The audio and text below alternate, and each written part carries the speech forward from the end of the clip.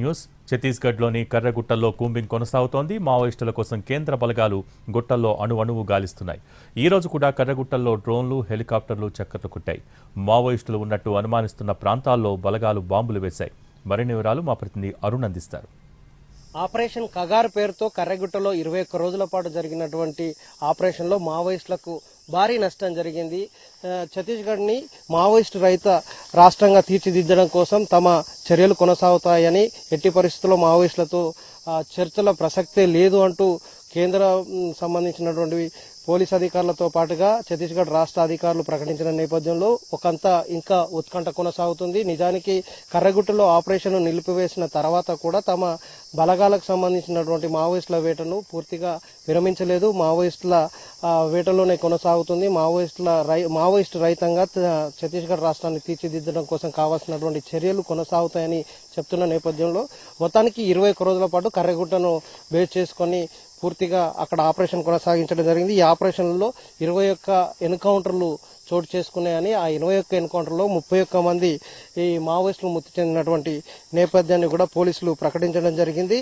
సుమారుగా 15 మంది మహిళా నక్సలైట్లతో పాటుగా మిగిలిన వాళ్ళందరూ కూడా కీలక నేతలు చనిపోయారు. వీళ్లతో పాటు 28 మందికి సంబంధించినటువంటి అనుచర వర్గాలకు సంబంధించినటువంటి వాళ్ళని స్వాధీనం చేసుకోవడం జరిగింది. 16 మంది మహిళా నక్సలైట్లకు క్యాడర్కి సంబంధించిన వాళ్ళతో పాటు 31 మంది కీలక నేతలు చచ్చిపోవడం వల్ల ఖచ్చితంగా మావోయిస్టులకు ఈ కగార్ ఆపరేషన్ చాలా దెబ్బ తగిలినట్టుగానే భావిస్తున్నారు. పోలీసులు పైచేయి సాధించినట్టుగానే వాళ్ళు ప్రకటించుకోవడం జరిగింది.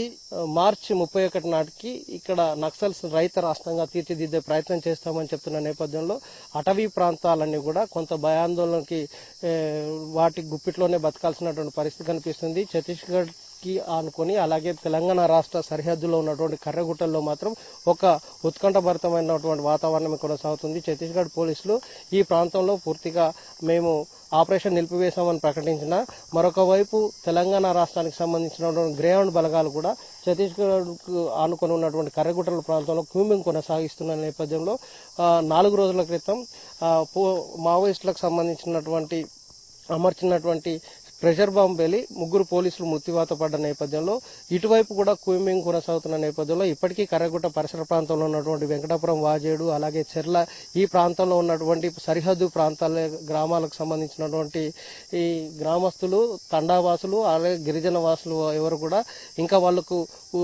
ఈ టెన్షన్ నుంచి బయటపడ్డటువంటి పరిస్థితులు అయితే కనిపిస్తలేదు. మే 11న ఆపరేషన్ నిలిచిపోయింది కాబట్టి కొంత రిలాక్సేషన్ ఈ కర్రగుట్ట పరిసర ప్రాంతాలకు సంబంధించినటువంటి గ్రామస్తులకు లభిస్తుందని అందరూ అంచనా వేసుకున్నారు. కానీ ఆ తర్వాత జరిగినటువంటి పరిణామాల నేపథ్యంలో ప్రెషర్ బాంబు పేలిన నేపథ్యంలో తెలంగాణ రాష్ట్రానికి సంబంధించినటువంటి 3 కానిస్టేబుల్ మృత్యువాత పడ్డం, ఒక ఎస్ఐ చావు బతుకుల మధ్య ప్రస్తుతానికి ఇప్పటికీ కూడా హైదరాబాద్లో ట్రీట్మెంట్ పొందుతున్న నేపథ్యంలో మరొక వైపు ఈ బార్డర్ నానుకొని ఏదైతే తెలంగాణ ఛత్తీస్గఢ్ బార్డర్ నానుకొని ఉన్నటువంటి ఈ పరిసర ప్రాంతాలు సుమారుగా 25 కిలోమీటర్ల మేర ఛత్తీస్గఢ్ బార్డర్కి ఏదైతే ఖమ్మం, అలాగే ములుగు, దాంతో పాటుగా వాజేడు, వెంకటాపురం కానుకొని ఉన్నటువంటి గోదావరి పరివాహక ప్రాంతంలో మొత్తం పోలీస్ బలగాలు కూంబింగ్ ని కొనసాగిస్తున్నటువంటి నేపథ్యంలో కర్రగుట్ట పరిసర ప్రాంతాలకు సంబంధించినటువంటి గిరిజన తండాలు కానీ, లేకపోతే అక్కడ ఉన్నటువంటి ఆదివాసీలు కానీ, అక్కడ ఉన్నటువంటి